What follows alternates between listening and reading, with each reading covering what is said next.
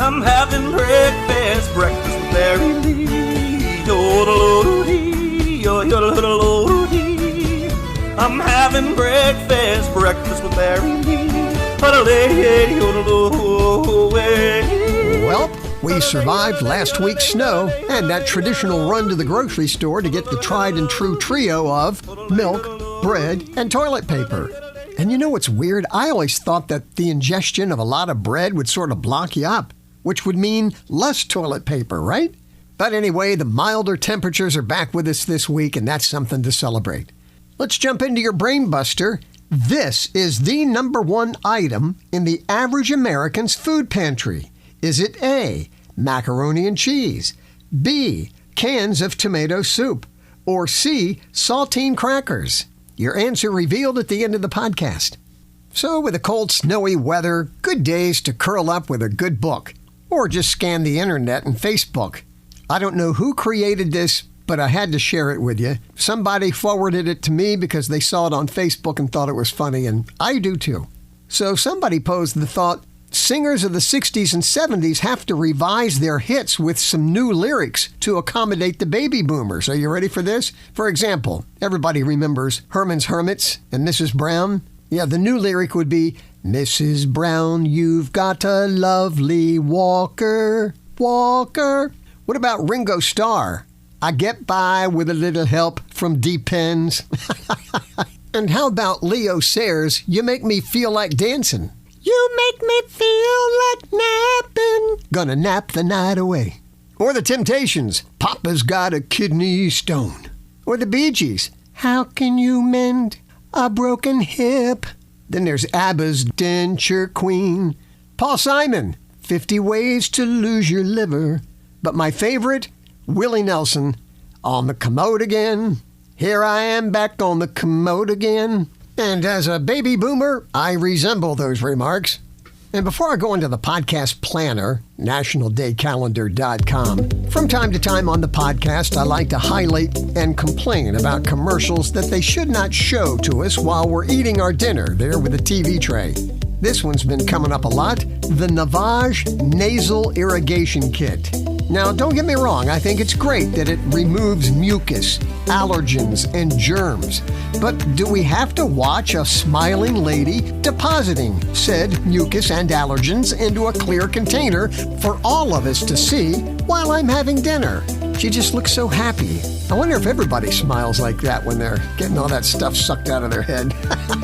Anyway, the podcast planner. Monday the 22nd, it's National Polka Dot Day. The word polka dot first appeared in a ladies' magazine in 1857. Tuesday the 23rd, it's National Handwriting Day, encouraging us to put pen to paper and write out our thoughts. The 23rd is also National Pie Day. A little pie trivia, pies first appeared around 9,500 BC in the New Stone Age.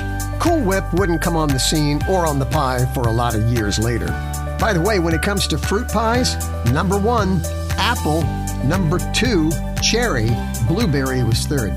Wednesday the 24th, National Peanut Butter Day. I can make a meal with some crackers, peanut butter, and a glass of milk. And a little peanut butter trivia. Americans eat enough peanut butter each year to cover the floor of the Grand Canyon. Can you imagine? And those poor pack mules that carry tourists down to the bottom and back up again, they'd never get their footing in a peanut butter canyon. The 24th is also Beer Can Appreciation Day. Kruger Brewing Company of Richmond, Virginia sold the first beer in a can. The year, 1935. Thursday, the 25th, it's National Opposite Day. A fun day to break the winter blues and just say the opposite of what you really mean all day. That's going to get old real fast, just saying.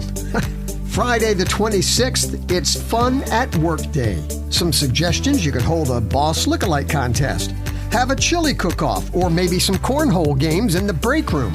Saturday, the 27th, it's National Fruitcake Toss Day. Just chuck it as far as you can. And Saturday is also National Chocolate Cake Day. Sunday the 28th is National Kazoo Day. A patent was granted for the kazoo in 1883. Sunday is also Blueberry Pancake Day. And I wanted to bring this local history opportunity to you. Celebrate Black History Month with a special guided driving tour of Winchester. The tour was researched by the local Black History Task Force at the Hanley Regional Library, and it's featured in a new African American Heritage brochure. You can pick that up at the Winchester Frederick County Visitor Center. Now, the tour is free. It's going to be narrated by Judy Humbert, driven by Terry Sloan. Here are the dates of the tours: February 3rd, the 11th, and 25th at 1 p.m., and on February the 17th at 2 p.m. Again, admission is free, but the spaces are limited, and it's first come, first serve, and you must sign up in advance. For details, contact the Winchester Frederick County Visitor Center at 540-542-1326. Great opportunity to take in some local history.